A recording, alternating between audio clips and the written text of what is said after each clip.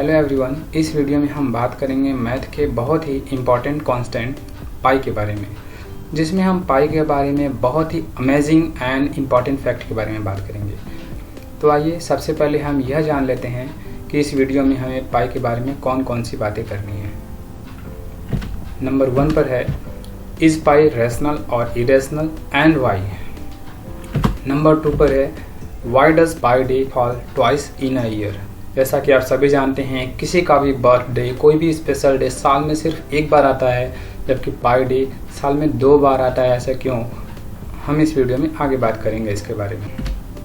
Number 3 पर है how pi day is related with the international day of mathematics. Number 4 how it is related with the great scientist Albert Einstein. Number 5 पर है what is pi earth and number 6 पर है बहुत ही amazing fact how it is related with 2 food materials pi and pizza. Yes, mathematical constant pi 2 food materials pi and pizza से भी specially related है। कैसे रिलेटेड है हम इस वीडियो के लास्ट में देखेंगे। सबसे पहले हम पाई के बारे में कुछ इंट्रोडक्शन जान लेते हैं। पाई एक ग्रीक लैंग्वेज का लोअर केस लेटर है, जिसे कि मैथमेटिशियन विलियम जोन्स ने सबसे पहले 1706 ईस्वी में यूज़ किया था किसी भी सर्कल के सर्कमफ्रेंस और उसके डायमीटर के रेशियो को रिप्रेजेंट करने के लिए। लेकिन उससे पहले ही आर्किमिडीज ने, जो कि ग्रेट मैथमेटिशियन थे, 250 BC में पाई की वैल्यू को कैलकुलेट करके बता दिया था। ध्यान दीजिएगा, यहाँ पर आर्किमिडीज ने सबसे पहले 250 BC में ही पाई की वैल्यू को कैलकुलेट किया था, जबकि विलियम जोन्स ने 1706 ईस्वी में, उनके बहुत बाद में, उस वैल्यू को जो कि आर्किमिडीज ने कैलकुलेट किया था पाई सिंबल से रिप्रेजेंट किया, जो कि ग्रीक लैंग्वेज का एक लोअर केस लेटर है। ओके, तो क्योंकि आर्किमिडीज ने सबसे पहले पाई की वैल्यू कैलकुलेट किया था, इसीलिए उनके नेम के बेस पर पाई को आर्किमिडीज कांस्टेंट भी कहा जाता है। अब हम बढ़ते हैं अपने फर्स्ट टॉपिक पर, that is pi is rational और इरेशनल। जनरली ये जाना जाता है कि पाई एक इरेशनल कांस्टेंट है, लेकिन फिर भी इसकी वैल्यू हम 22/7 लिखते हैं। ऐसा क्यों? क्योंकि 22/7 एक रैशनल वैल्यू है, तो पाई की वैल्यू रैशनल कैसे हो सकती है जबकि पाई एक इरेशनल कांस्टेंट है? इसके बारे में हम आगे अभी बात करने जा रहे हैं, जिसके लिए सबसे पहले हमें पाई की डेसिमल वैल्यू पता होनी चाहिए, दैट इज़ 3.14, जो कि पाई की डेसिमल के 2 डिजिट तक अप्रॉक्सीमेट वैल्यू है। इसी तरह से बहुत सारे मैथमेटिशियन ने अपने अपने समय में पाई की वैल्यूज़ को कैलकुलेट किया है डेसिमल के अलग अलग प्लेस तक। जैसे एक टेबल आपके सामने शो किया जा रहा है, जिसमें यह शो किया गया है कि 1949 में John Wrench and Levi Smith ने पाई की वैल्यू को डेसिमल के 1120 डिजिट तक फाइंड किया था, यानी कि 3.14 के आगे 1118 डिजिट थे।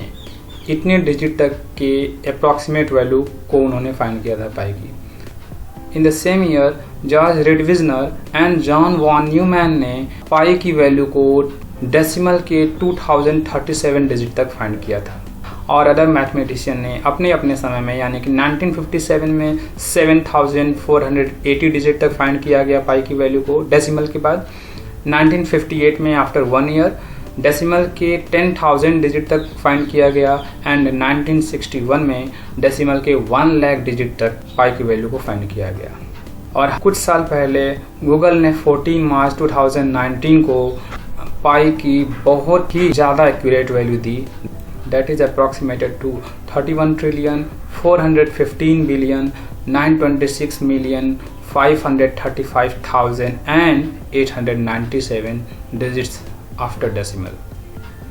एंड जैसा कि आप लास्ट रो में देख सकते हैं, स्विट्जरलैंड के एक यूनिवर्सिटी के रिसर्चर्स ने हाल ही में, यानी कि 2021 के अगस्त 19 को the most accurate value of pi को कैलकुलेट किया, जिसे कैलकुलेट करने में 108 दिन और एक स्पेशल कंप्यूटर का इंतजाम किया गया था। तो स्विट्जरलैंड के रिसर्चर्स ने जो अब तक की पाई की मोस्ट एक्यूरेट वैल्यू को कैलकुलेट किया है उसे पेपर पे लिख पाना इम्पॉसिबल है। तो हम पाई की वैल्यू को डेसिमल के 70 डिजिट तक शो कर रहे हैं आपको स्क्रीन पर। अब मान लीजिए कि हम स्विट्जरलैंड के रिसर्चर्स के कैलकुलेटेड पाई की वैल्यू को पेपर पे लिखने की कोशिश करें तो क्या होगा, आइए देखते हैं। मान लेते हैं कि अगर हम पेपर पे पाई की वैल्यू को लिखते हैं तो एक पेज पे 3000 डिजिट्स फिट होते हैं और ऐसे 400 पेजेस का एक बुक बनाते हैं। तो टोटल 360,000 बुक्स की एक लाइब्रेरी बनती है। इतने पर भी आप देख सकते हैं there are over 100 such libraries would be required to maintain all the digits of the most accurate value of pi that is calculated by the researchers of Switzerland University। तो अभी तक की बातों से यह बात तो क्लियर हो गया कि पाई इरेशनल है और पहले भी क्लियर था, लेकिन अब प्रश्न केवल ये है कि पाई की वैल्यू 22/7 क्यों लिखते हैं, क्योंकि वह तो रेशनल है। अब हम यहाँ पर ये बातें भी क्लियर करेंगे। तो सबसे पहले पाई की वैल्यू को जो हम 22/7 लिखते हैं उसको कंसिडर करते हैं। यहाँ पर आप देखें, अगर 22 को 7 से डिवाइड करें तो आप कुछ यूँ डेसिमल वैल्यू पाएंगे 3.142857, अगेन 142857, सेम पैटर्न रिपीट होता रहेगा। अब हम पाई की अप्रॉक्सीमेट वैल्यू जो पहले 70 डिजिट तक लिखे हुए हैं वो भी लिख लेते हैं यहाँ पर। तो 22/7 की वैल्यू और पाई की अप्रॉक्सीमेट वैल्यू को कंपेयर किया जाए तो आप देखेंगे कि 3.14 और 3.14 दोनों की वैल्यू डेसिमल के 2 डिजिट तक सेम है। यानी कि हम ये कह सकते हैं कि पाई की वैल्यू 22/7 के अप्रॉक्सीमेटली इक्वल है। ओके, तो इसका मतलब क्या हुआ कि पाई 22/7 के एग्जैक्ट इक्वल नहीं है। Pi is approximately equal to 22/7। I hope कि यह बात क्लियर हुई होगी कि 22/7 पाई की वैल्यू हम इसलिए लेते हैं जिससे हमें कैलकुलेशन में आसानी हो, क्योंकि पाई की जो डेसिमल वैल्यू है उसको लेकर हमें कोई भी कैलकुलेशन करने में असुविधा होगी, इसलिए हम पाई की अप्रॉक्सीमेट वैल्यू 22/7 को कैलकुलेशन में यूज़ करते हैं। अब हम चलते हैं अपने अगले क्वेश्चन पर, that is why does pi day fall twice in a year, जो कि बहुत ही इंटरेस्टिंग फैक्ट है कि पाई डे साल में 2 बार क्यों आता है। आइए देखते हैं। सबसे पहले हम जानते हैं कि पाई की अप्रॉक्सीमेटेड वैल्यू 3.14 होती है, जिसको कि मंथ और डे के फॉर्मेट में अगर लिखा जाए तो यह 14 मार्च को रिप्रेजेंट करता है। इसीलिए 14 मार्च को इंटरनेशनल पाई डे के रूप में मनाया जाता है। साथ में ये भी जानते चलें कि 26 नवंबर 2019 को यूनेस्को के 40th session of general conference में इस बात की घोषणा करी गई कि इंटरनेशनल पाई डे को ही इंटरनेशनल डे ऑफ मैथमेटिक्स मनाया जाएगा। क्यों? क्योंकि पहले से ही पाई डे को इंटरनेशनल मैथमेटिक्स डे के रूप में मनाया जाता था। तो आप बता सकते हैं कि अगर 26 नवंबर 2019 को इंटरनेशनल डे ऑफ मैथमेटिक्स की घोषणा की गई तो पहला इंटरनेशनल डे ऑफ मैथमेटिक्स कब मनाया गया होगा? ऑफ कोर्स 2020 को, 14 मार्च 2020। तो इस तरह से 14 मार्च को ही पाई डे मनाया जाता है। ये तो हो गई फर्स्ट बर्थडे, क्योंकि पाई डे साल में 2 बार आता है, इसका मतलब कि पाई का दूसरा बर्थडे भी होगा। तो पाई की जो अप्रॉक्सीमेट वैल्यू 22/7 मानी जाती है उसको अगर अब हम डे एंड मंथ के फॉर्मेट में रीड करें तो वह 22 जुलाई को रिप्रेजेंट करता है। तो डेट को लिखने के लिए डे मंथ फॉर्मेट वर्ल्ड की कुछ कंट्रीज़ में फॉलो किया जाता है, इसलिए कुछ जगहों पर 22 जुलाई को पाई डे को मनाया जाता है, जिसे पाई अप्रॉक्सीमेशन डे बोलते हैं। अब हम अपने अगले क्वेश्चन पे चलते हैं, that is how pi day is related with the great scientist Albert Einstein. यहाँ पर हम आपको बताते चलें कि ग्रेट साइंटिस्ट एल्बर्ट आइंस्टीन ने पाई के बारे में कोई भी स्टेटमेंट नहीं दिया है, इसके बावजूद भी उनका पाई के साथ क्या रिलेशन है यहाँ पर हम देखेंगे। जैसा कि आप सभी लोग जानते होंगे कि एल्बर्ट आइंस्टीन का जन्म 14 मार्च 1879 को हुआ था और 14 मार्च को 3/14 लिखा जा सकता है जब हम इसे मंथ डे के फॉर्मेट में लिखे तो, जो कि एक तरह से पाई की वैल्यू को रिप्रेजेंट करता है। और पाई की वैल्यू के अकॉर्डिंग ही पाई डे 14 मार्च को पड़ता है और एल्बर्ट आइंस्टीन का जन्मदिन भी 14 मार्च को पड़ता है। तो इस तरह से हम ये देखते हैं कि एल्बर्ट आइंस्टीन का बर्थडे एंड पाई डे दोनों ही 14 मार्च को सेलिब्रेट करा जाता है। तो बस यही रिलेशन है एल्बर्ट आइंस्टीन और पाई डे में। अब हम आगे बढ़ते हैं अपने अगले क्वेश्चन पर, that is what is pi earth. Pi earth is a name of a planet discovered by NASA in 2020 which is not in our solar system।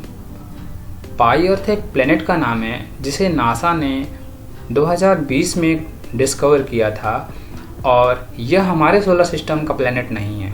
ठीक है, यह बात आपको ज्ञात होगा या नहीं पता है तो यह जान लीजिए कि हमारे सोलर सिस्टम के अलावा पूरे ब्रह्मांड में और भी बहुत सारे सोलर सिस्टम हैं और यह कहना गलत नहीं होगा कि असंख्य सोलर सिस्टम हैं। तो उन सभी सोलर सिस्टम में से किसी एक सोलर सिस्टम के प्लेनेट को नासा ने खोज किया है जिसका नाम नासा के वैज्ञानिकों ने रखा है K2 315b। यह उस प्लेनेट का ऑफिशियल नेम है जो हमारे अर्थ से लगभग 185.3 लाइट ईयर्स डिस्टेंस पर है।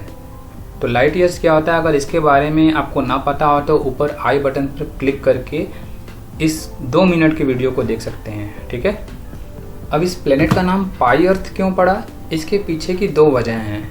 पहला ये कि हमारी पृथ्वी और इस प्लेनेट का साइज लगभग बराबर है, इसलिए इसके नेम में अर्थ आप देख पा रहे हैं। और दूसरा वजह यह है कि हमारी पृथ्वी सूर्य के चारों ओर यानी कि अपने स्टार का एक चक्कर पूरा करने में 365.25 डेज लेती है, जो कि लगभग 365 डेज एंड 6 आवर के बराबर है। और यह जो नया प्लेनेट डिस्कवर किया गया है वह केवल 3.14 डेज यानी 3 दिन से थोड़े से ज़्यादा समय में अपने स्टार का एक पूरा चक्कर लगा लेता है, इतने कम समय में। तो आप यहाँ पर ध्यान दें कि 3.14 डेज जो कि इस प्लेनेट का ऑर्बिटिंग टाइम पीरियड है वह पाई की वैल्यू को रिप्रेजेंट करता है, इसीलिए इस नए प्लेनेट का नाम पाई अर्थ रखा गया। अब हम इस वीडियो के लास्ट और सबसे इंटरेस्टिंग फैक्ट के बारे में बात करेंगे, that is how pi is related with pi and pizza. Pi and pizza, as you all know that both are the names of a circular shaped food materials। Okay, तो पाई इन दोनों food material से किस प्रकार related है, इसके लिए सबसे पहले हमें कंसिडर करना होगा पाई की वैल्यू को, जो कि 3.14 है। अगर हम पाई की वैल्यू यानी 3.14 को मिरर में देखें तो इसका मिरर इमेज कुछ इस तरह से होगा। यहाँ पर जो टेक्स्ट लिया गया है वह थोड़ा सा मिरर इमेज से डिफरेंट है, बट आप समझ सकते हैं कि 3 का मिरर इमेज E के जैसा होगा, 1 का मिरर इमेज I के जैसा और 4 का मिरर इमेज P के जैसा। तो इस तरह से आप देख सकते हैं 3.14 PIE यानी कि पाई जो कि फूड मटेरियल्स है उसके नेम को रिप्रेजेंट कर रहा है। तो that is the only relation between pi the food material and the mathematical constant pi. But the food material pizza बहुत ही डिफरेंट तरीके से पाई से रिलेटेड है। वह कैसे, आइए देखते हैं। जब भी आप पिज़्ज़ा ऑर्डर करते हैं तो उसका कुछ हाइट होता है जो कि h से रिप्रेजेंट किया गया है यहाँ पर, और यह पिज़्ज़ा सर्कुलर है इसलिए इसका एक रेडियस भी होगा, दैट इज़ r। अब हम ये मान लें कि अगर किसी पिज़्ज़ा की हाइट a और उसके रेडियस को z से रिप्रेजेंट करें तो वॉल्यूम ऑफ पिज़्ज़ा क्या हो जाएगा। वॉल्यूम ऑफ पिज़्ज़ा को हम निकाल सकते हैं formula for volume of cylinder, that is v is equal to pi r square h। ये आप जानते होंगे। तो अगली लाइन में हम क्या लिखेंगे, पाई r स्क्वायर को हम r इंटू r लिख सकते हैं। अगले लाइन में हम r और h की वैल्यू को पुट कर दें, जैसा आप यहाँ पर देख पा रहे हैं। r की जगह पर हम z रखेंगे तो z into Z and h के जगह पर जो हाइट माना गया है वह a हो गया। तो इस तरह से हम देख सकते हैं कि volume of pizza is PIZZA, that is pizza. So हम कह सकते हैं कि volume of pizza is pizza. तो आई होप कि आपको इस वीडियो में बताए गए जितने भी इंफॉर्मेशन और फैक्ट्स हैं वो बहुत ही इंटरेस्टिंग लगे होंगे। और अगर ऐसा है तो इस वीडियो को लाइक करें और इस चैनल को सब्सक्राइब करें। अभी के लिए बस इतना ही। Thanks for watching.